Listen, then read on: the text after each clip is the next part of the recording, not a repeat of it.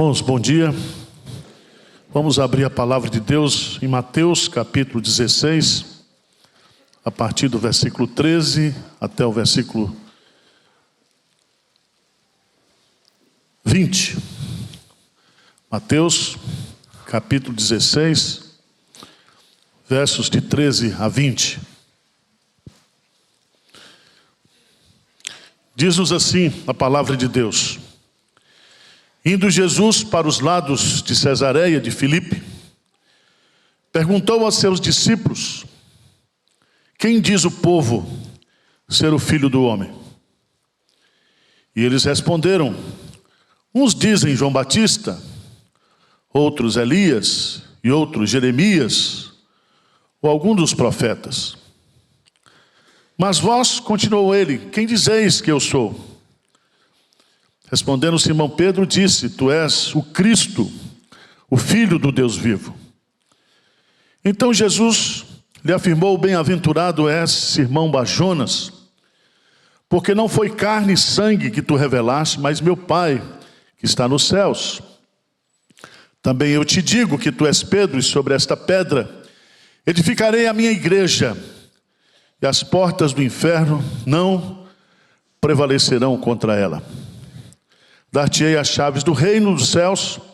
O que ligares na terra terá sido ligado nos céus, e o que desligares na terra terá sido desligado nos céus. Então advertiu os discípulos de que a ninguém dissesse ser ele o Cristo. Eu quero meditar com vocês, à luz desse texto, sobre o tema a igreja segundo Jesus Cristo. É muito importante para mim e para você, que fazemos parte da igreja de Cristo, pelo menos visivelmente, que nós tenhamos um conceito do que é igreja.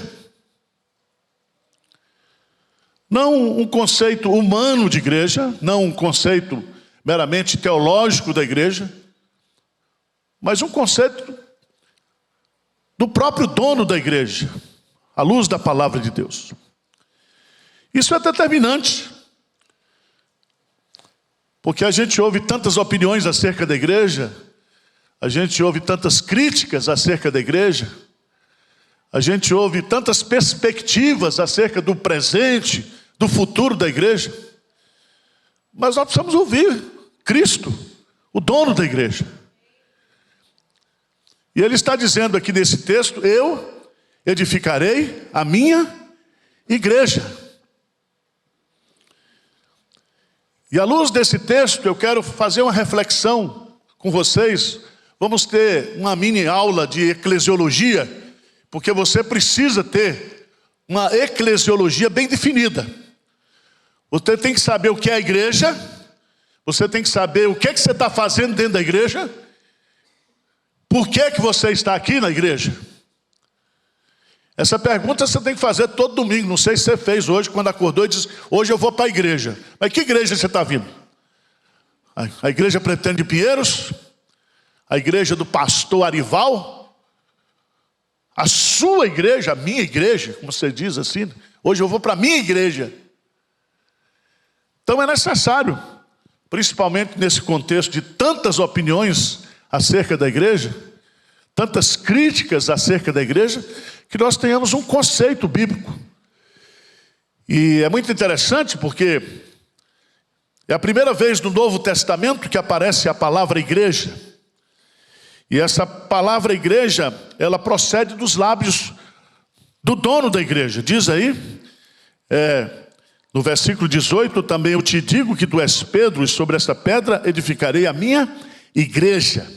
Então grife aí, porque é a primeira vez em todo o Novo Testamento que vai aparecer a igreja. Vai aparecer aí nos lábios de Jesus, e no capítulo 18, quando Jesus fala de disciplina na igreja. E o que é que significa essa palavra? Qual é o significado etimológico dessa palavra? A palavra igreja aqui vem de um contexto grego, de um composto grego, o verbo kaleo, que é o verbo chamar, e de uma preposição ek, que significa chamar de de dentro para fora. E o sentido dessa palavra no contexto grego, no contexto que Jesus a usou, significa uma reunião de pessoas que são chamadas de um determinado lugar para outro lugar. Em outras palavras, o que é a igreja? A igreja é um grupo de pessoas que se reúnem, pessoas essas que foram chamadas, que foram convocadas. Aquela linguagem que Paulo usa, que Pedro usa lá, em 1 de Pedro, capítulo 2, que diz que nós antes não éramos povo, mas agora somos povo de Deus. Fomos chamados das trevas para a sua maravilhosa luz. Então, o que é a igreja? A igreja é um povo que se reúne, um povo escolhido por Deus, um povo redimido por Cristo, um povo convertido pelo Espírito Santo, para se reunir. Abra sua Bíblia, por favor, lá em Hebreus capítulo 12, onde nós temos uma abrangência maior do sentido dessa palavra igreja.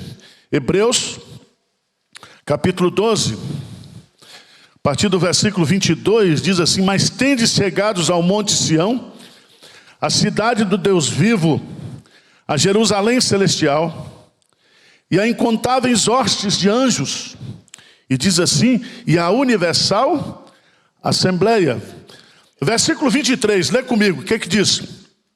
A igreja dos primogênitos arrolados dos céus, e a Deus o juiz de todos, e aos espíritos os justos o quê? Então veja bem, a igreja dos primogênitos arrolados o quê? Nos céus.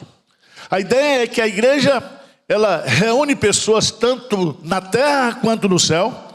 Essas pessoas estão arroladas no livro da vida. Essas pessoas foram compradas pelo sangue do Cordeiro. Essas pessoas foram redimidas pelo sangue do Cordeiro. Essas pessoas estão convertidas, regeneradas pelo Espírito Santo. Se você vai para os nossos símbolos de fé, a nossa confissão de fé, igreja é o povo de Deus, eleito por Deus, que se reúne na história. É o povo no sentido amplo. Por isso que o sinônimo que Jesus Cristo vai usar para a igreja aqui, em Mateus capítulo 16, você pode observar, quando ele diz, dar-te-ei a chave do reino dos céus. A palavra que ele vai usar aqui como sinônimo de igreja é reino dos céus. Você vai para o concílio de Calcedônia e você descobre que essa igreja, que reúne pessoas eleitas por Deus, redimidas por Cristo, convertidas pelo Espírito Santo, ela tem 4 marcas. Essa igreja é universal. Essa igreja é una. Essa igreja é santa. Essa igreja é apostólica ou é enviada ao mundo. Mas eu queria, a partir desse termo aqui, aprender com Jesus alguns detalhes importantes acerca da igreja. E a primeira delas que Jesus vai destacar aqui é o que eu faço para fazer parte da igreja. Como é que eu entro na igreja? Como é que eu me torno um participante da igreja? E Jesus começa aqui, no versículo 13, indo eles para o lado de Cesareia de Filipe, perguntou a seus discípulos, quem diz o povo ser o Filho do Homem? Ele quer saber a opinião do povo. Ele está fazendo aqui um questionário de marketing, não de marketing interno, marketing externo. Ele quer saber o que as pessoas, depois de 2 anos de ministério, qual é a opinião das pessoas a meu respeito. E eles responderam, dizem João Batista, outros Elias, outros Jeremias, ou alguns dos profetas. Mas Jesus então vai para aquela pergunta que é a pergunta mais importante que determina a minha vida na terra e no céu. Ele pergunta, mas vós, continuou ele, quem dizeis que eu sou? Essa é das perguntas mais importantes que eu e você precisamos responder na vida. Pilatos diz: que farei deste chamado Cristo? Mas Jesus Cristo está fazendo aqui uma pergunta fundamental, é uma pergunta que eu considero a pergunta mais importante que uma pessoa pode responder nesta vida. Qual é a sua opinião acerca de Jesus? Quem você acha que Jesus é? Não é uma pergunta que você possa terceirizar, é uma pergunta que você tem que responder. E a resposta é solene, a resposta ela é pronta. E respondeu Simão Pedro, disse: tu és o Cristo, o Filho do Deus vivo. Tu és o Cristo, tu és o Messias, tu és aquele que foi prometido no Éden, no proto-evangelho. Tu és aquele que foi prometido como descendente de Abraão. Tu és aquele que foi proclamado pelos profetas, profetizado pelos profetas. Tu és aquele que na plenitude dos tempos se fez homem através de mulher. Tu és o Messias prometido, tu és o Redentor, tu és o Santo de Israel, tu és aquele que é o desejado das nações, tu és aquele que vai trazer alegria, luz, felicidade, tu és as boas novas de salvação. E aqui, meus amados irmãos, a primeira coisa que nós aprendemos de Jesus aqui nesta manhã é que alguém, para fazer parte da igreja de Cristo, precisa ter um conceito correto, pessoal, a respeito de Jesus. Tu és o Cristo, Filho do Deus vivo. Tu não és homem, tu não és profeta, tu não és a reencarnação de João Batista, tu és o Filho. E quem vê o Filho vê o Pai. E o Pai e o Filho são um. Tu és o Filho do Deus vivo, do Deus verdadeiro, daquele que existe. Ou seja, tu não és uma projeção da minha imagem paterna, tu não és um conceito meramente humano, tu não és um conceito teológico. E é tão bonito isso, porque Jesus Cristo vai dizer aqui: bem-aventurado é Simão Bajonas, porque não foi carne e sangue que te revelaram, mas meu Pai que está nos céus. E aqui Jesus aprofunda muito mais o significado de fazer parte da igreja, porque fazer parte da igreja não é para quem quer, não é para quem deseja. Fazer parte da igreja não é assinar uma ficha de membro. Fazer parte da igreja é receber de Deus uma revelação, uma compreensão espiritual, uma iluminação espiritual. É ter a mente iluminada pelo Espírito Santo. É receber do Pai uma revelação.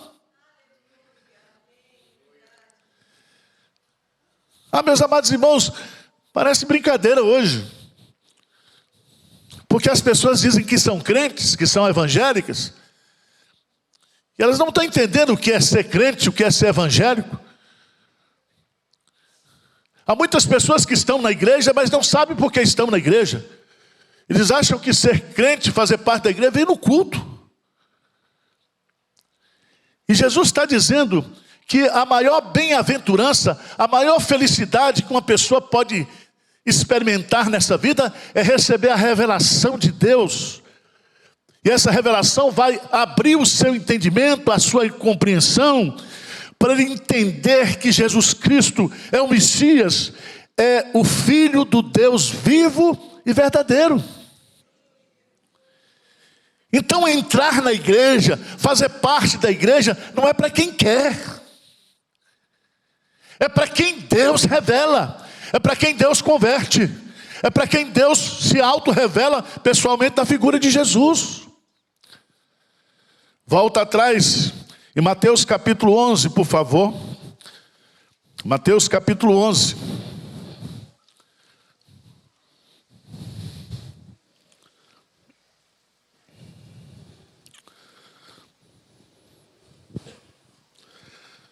Mateus capítulo 11, Jesus Cristo faz uma oração no versículo 25.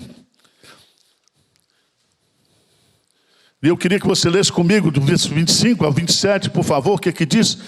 Por aquele tempo, exclamou Jesus: graças te dou, ó Pai, Senhor do céu e da terra, porque ocultaste essas coisas aos sábios instruídos e as revelaste aos pequeninos. Sim, ó Pai, assim foi do teu agrado. Tudo foi entregue por meu Pai. Ninguém conhece o Filho senão o Pai, e ninguém conhece o Pai senão o Filho, e aquele a quem o Filho o quiser revelar. Jesus Cristo diz assim: que dizem os homens que eu sou? Qual é a opinião das pessoas acerca da minha pessoa? Mas ele disse: e vocês? E quando Pedro responde isso, Pedro responde não pela sua capacidade, pela sua compreensão, mas porque naquele momento ele recebe a revelação do Pai. Aquilo que ele está pronunciando ali é algo que Deus abriu a sua compreensão, o seu entendimento. Vai para João, por favor, no capítulo 6. Evangelho de João, capítulo 6. Jesus pregou um discurso que aos olhos dos homens era um discurso duro. João capítulo 6. E muitos discípulos se escandalizavam, como tem muitos falsos crentes que se escandalizam hoje, porque não querem a dureza do Evangelho, não querem a seriedade do Evangelho. Nós não estamos discutindo aqui se a igreja é para pecador tal. Nós temos que entender que a igreja, ela é a comunidade daqueles que foram regenerados por Jesus Cristo. E quem foi regenerado não abandona Jesus. Quem foi regenerado não é desigrejado. Quem foi regenerado, o pau pode quebrar dentro da igreja que ele está fazendo parte, mas ele não sai, porque ele está aqui por causa de Jesus. Ele está aqui porque foi convertido por Jesus. E ninguém põe ele para fora da igreja, senão Jesus. Porque quem botou ele para dentro da igreja foi Jesus.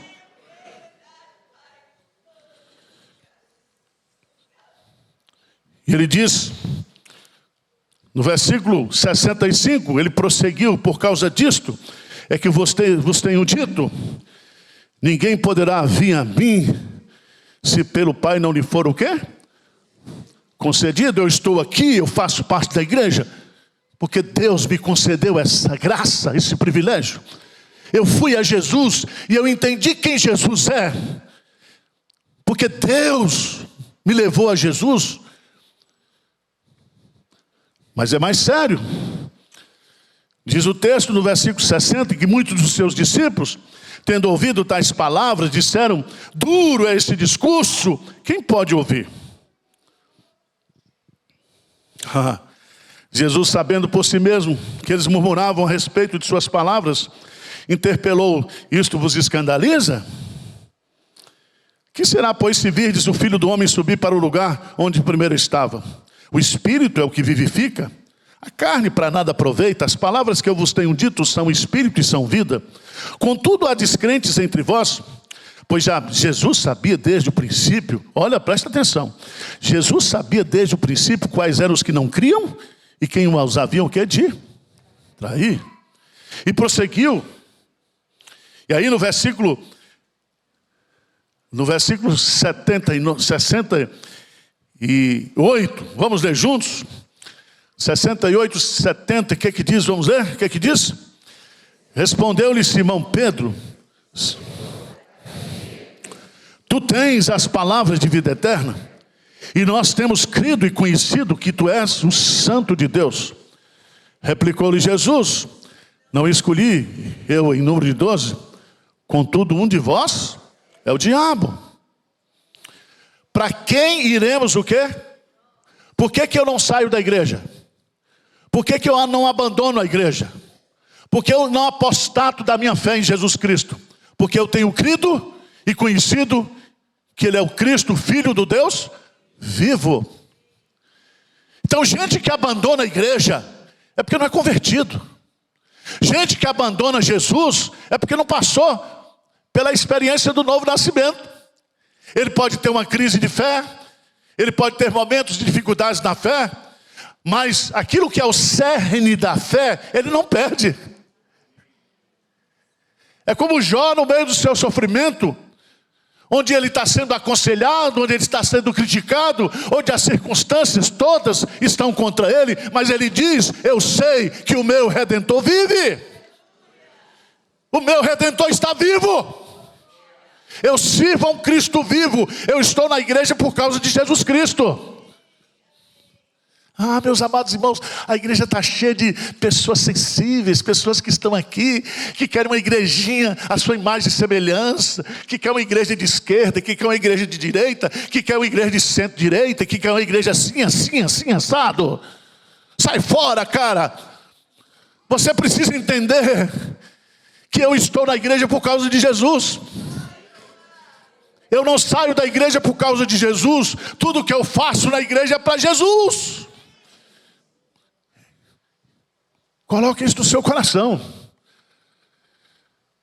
Para entrar na igreja, tem que receber a revelação. Segunda coisa importante, é Jesus que está edificando a igreja. Porque essa igreja, ela está firmada na rocha.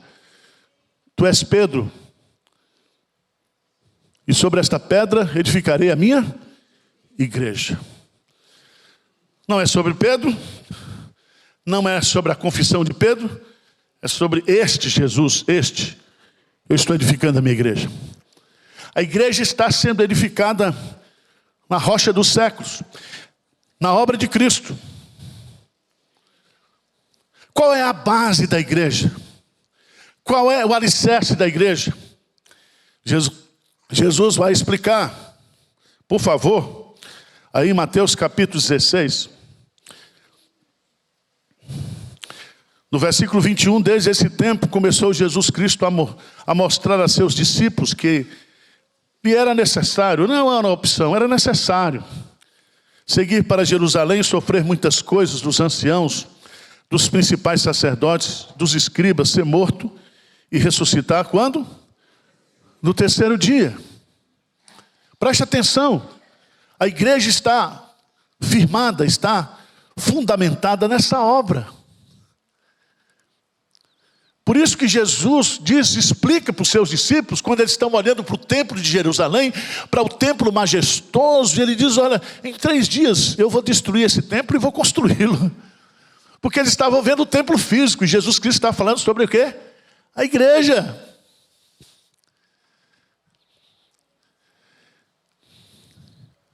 E aqui eu quero que você entenda isso. A igreja que eu faço parte é uma igreja sólida. É uma igreja que está fundamentada na pessoa e na obra de Jesus Cristo. Passarão os céus e a terra, mas a igreja está firme.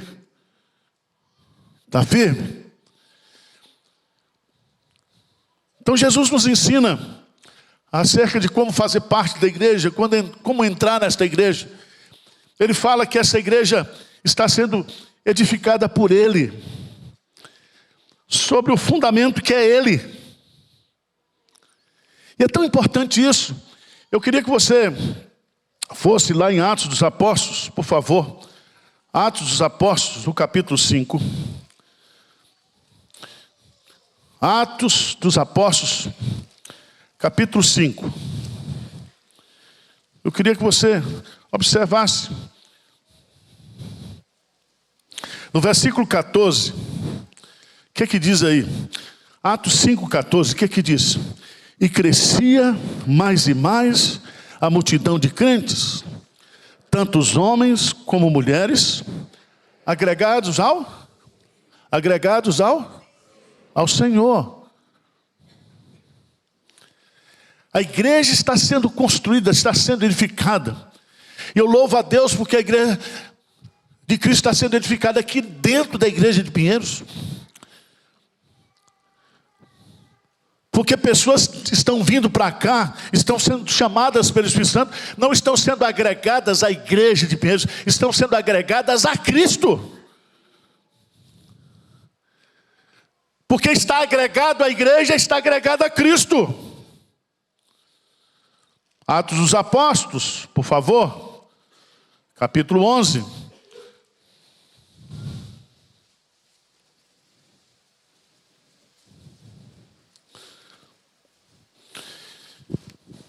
Diz no versículo 21, a mão do Senhor estava com eles, e muitos, crendo, se converteram, o quê? Não é a fé reformada, é a fé reformada. É o pentecostalismo.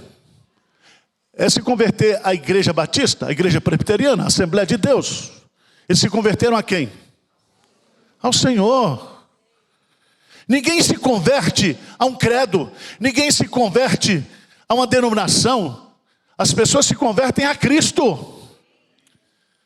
Ser crente é ter um relacionamento vivo e verdadeiro com Jesus. Se você não conhece Jesus, se você não se relaciona com Jesus, você não é crente. E é muito interessante, porque no versículo 13, tendo ele chegado, 23, por favor, lê comigo 11, 23, Atos 11, 23, o que diz? Tendo ele chegado e vendo a graça de Deus, alegrou-se e exortava a todos a que com firmeza de coração permanecesse onde? No Senhor. Nós temos que permanecer no Senhor, nós temos que estar firmes no Senhor, porque nós estamos unidos ao Senhor. E pode vir tribulação, pode vir dificuldade, pode vir crise. Nós estamos unidos ao Senhor. A nossa comunhão é com o Pai, é com o Filho, é com o Espírito Santo. Mas eu queria colocar um quarto ponto aqui. Jesus fala de quem entra. Jesus fala que é Ele que edifica. E Ele edifica sobre o fundamento que é Ele. Mas o que eu acho lindo aqui nesse texto é que a igreja é dele. A igreja tem dono. Eu edificarei o que é a minha igreja. A igreja não é tua, meu irmão. A igreja não é minha. Porque nós estamos vivendo num contexto que está cheio de dono de igreja. Eu sou dono do ministério tal, da igreja tal. E agora, botar em inglês. Church Pinheiros. Está bonito agora. Tem crente que está na igreja servindo, ele acha que é o dono da igreja. Ele acha que ele é o dono do ministério de música, do ministério diaconal, do ministério de ensino. Preste atenção, se você é dono de uma coisa que não é sua, você é estelionatário.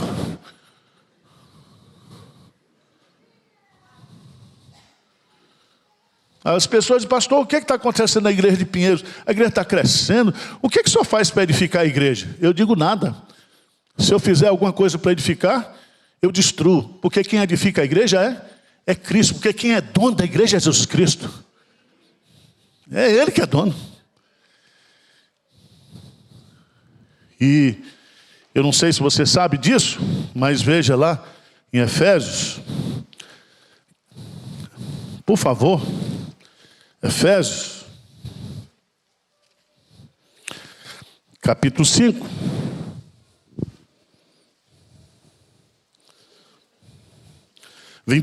Maridos. Esse texto está sendo muito aplicado para casamento, mas essa outra parte aqui ninguém fala.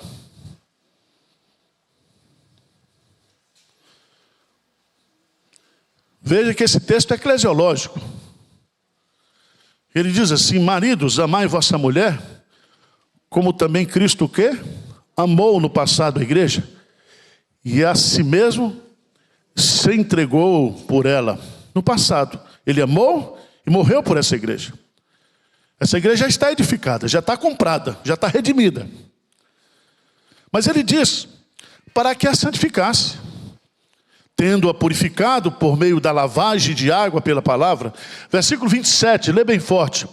Para a apresentar a si mesmo, igreja gloriosa, sem mácula, nem ruga, nem coisa semelhante, porém santa e sem... Preste atenção, para apresentar a si mesmo igreja. O que significa apresentar a si mesmo igreja? É porque a igreja é o corpo e Cristo é o cabeça.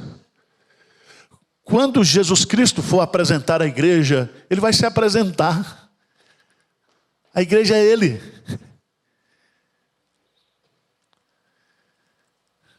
Por isso que Paulo fala em Efésios capítulo 3, por favor, no versículo 21, diz assim: a Ele seja a glória na igreja e em Cristo Jesus por todas as gerações, para todo o quê?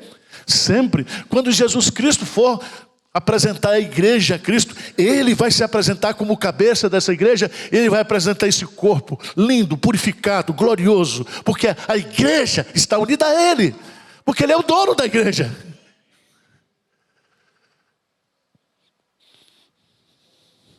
Um conselho para você: se Cristo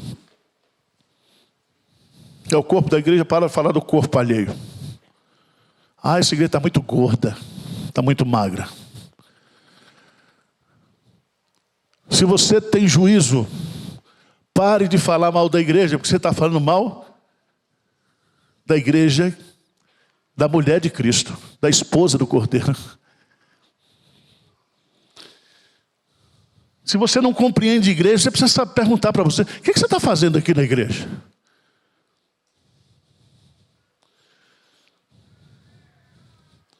A igreja, enquanto ela estiver aqui, ela é defeituosa, mas ela está sendo purificada.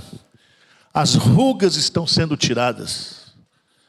Jesus Cristo está limpando, está purificando, está santificando essa igreja, para apresentá-la, Ele, cabeça, unida a essa igreja, de forma gloriosa. Ele vai receber a glória, pelo fato dele pegar um grupo de pessoas imperfeitas, regenerar essas pessoas, transformar essas pessoas e glorificar essas pessoas. E essa igreja estará com Ele para sempre na eternidade.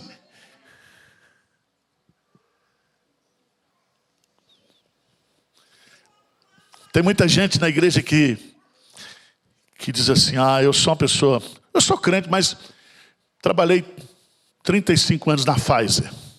Pegar Zé como cobaia. E o que é a Pfizer diante da igreja?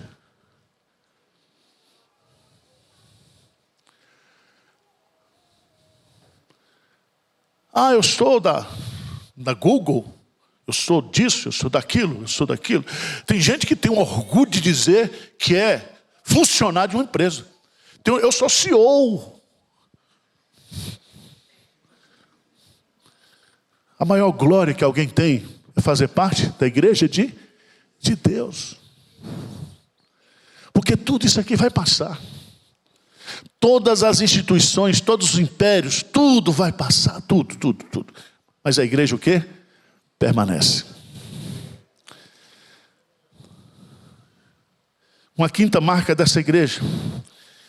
Jesus está nos ensinando que esta igreja, ela é indestrutível. As portas do inferno não. Significa que essa igreja é imbatível. Ela é indestrutível. Ninguém pode destruir a igreja de Jesus. E eu quero dizer para você descansar o seu coração, porque a igreja de Cristo não está piorando. Tudo está piorando no mundo, mas a igreja está melhorando. Tudo está se deteriorando. Há uma lei de entropia no universo, uma lei física, mas no mundo espiritual, nós estamos assentados nos lugares celestiais em Cristo. Nós somos abençoados com toda sorte de bênçãos espirituais em Cristo. E a igreja está se santificando, se purificando. Ela está sendo trabalhada pelo dono dela. E essa igreja ninguém destrói. Já tentaram de tudo. No Antigo Testamento, a igreja, ela é a menina dos olhos de Deus. Quando alguém fere a igreja, ataca a igreja, é como se estivesse enfiando o dedo nos olhos de Deus, na parte mais sensível de Deus. Ele disse para Paulo no caminho de Damasco: Saulo, Saulo, por que me persegues? Você não está perseguindo a igreja, você está perseguindo a mim. Eu sou a igreja é minha, a igreja é meu corpo. Quando você fala mal da igreja, quando alguém tenta prejudicar a igreja, está prejudicando a Cristo.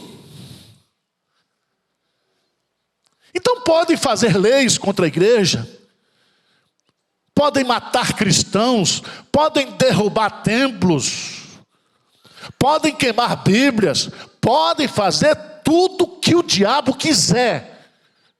As portas do inferno não prevalecerão contra a igreja. Podem se reunir todos os demônios, aquele texto todinho que foi expulso do céu, juntar todas as potestades espirituais, potestades essas que estão encarnadas, que estão possessas na vida de governantes, de juízes, de autoridades, que tentam, que engendram ideias, planos, projetos para perseguir, para destruir a igreja, mas não consegue, porque a igreja é imbatível, a igreja é invencível, ela avança. Se matarem você, como crente, porque você é crente, é um benefício que faz a você. Porque o mártir de Cristo repousa sobre ele a glória do Espírito Santo. E é você sendo morto aqui e caindo de pé e de joelho na presença de Deus. Não pode fazer nada. Morrer pela igreja é um privilégio. Ser mártir da igreja é um privilégio. Defender os princípios da igreja, sofrer pela igreja é um privilégio, é uma glória.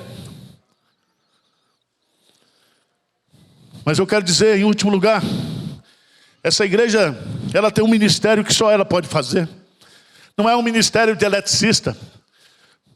Porque Jesus está dando aula de eclesiologia, ele mistura, parece que ele está dando aula de engenharia, e ele diz: aquilo que ligares na terra, será ligado no céu. E o que ele está querendo dizer com isso? Ligar e desligar aqui significa que esta igreja, ela tem uma autoridade espiritual. E ela é única na terra, ela é intransferível, só a igreja tem essa autoridade. Só a igreja recebeu essa chave, e a chave aqui é símbolo de autoridade. E através da pregação do evangelho, através da obra missionária, quando eu prego o evangelho e a pessoa se arrepende e se converte, essa pessoa é ligada no céu e é desligada na terra. Só a igreja pode dizer o que está lá em João, capítulo 20, por favor. Evangelho de João, capítulo 20.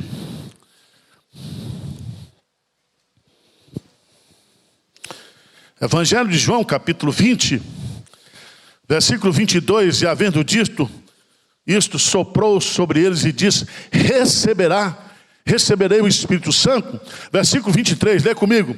Se de alguns perdoardes os pecados, são-lhes perdoados. Se o retiverdes, são o quê? Retidos. Mas a Bíblia diz que só Deus perdoa pecado, só Jesus Cristo perdoa pecado, só Ele tem pecado. Mas eu, pela pregação do Evangelho, você, quando nós pregamos o Evangelho, nós temos essa autoridade para dizer para você e para as pessoas: a tua fé, o quê? Te salvou. Só a igreja tem essa autoridade, e essa autoridade ninguém tira da igreja. Por isso que toda ação do diabo contra a igreja é para fazer a igreja parar de pregar. Mas a igreja não pode parar de pregar. A igreja é missionária, apostólica, enviada.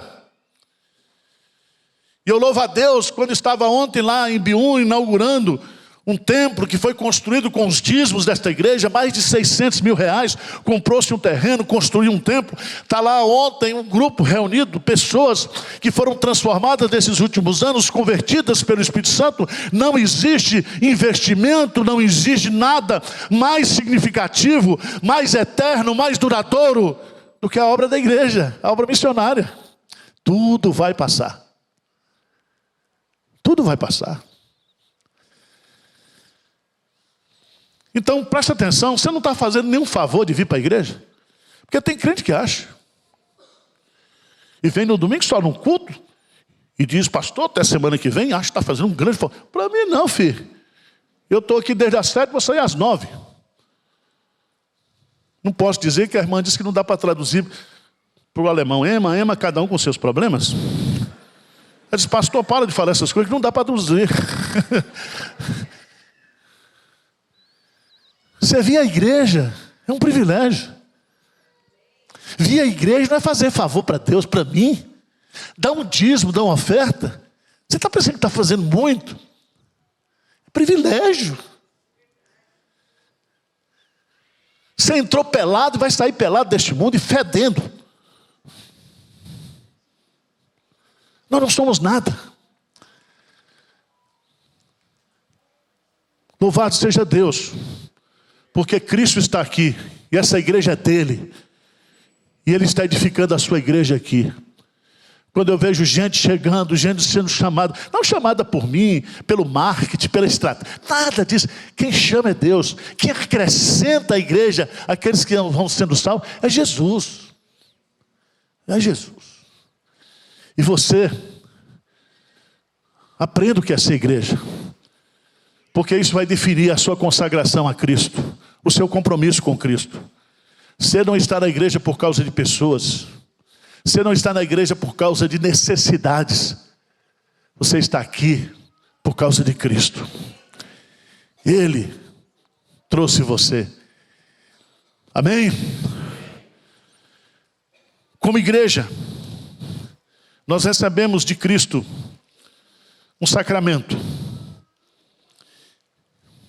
Esse sacramento é para a gente lembrar, todo mês, toda quinzena, quem somos. Mateus capítulo 26, abra a sua Bíblia.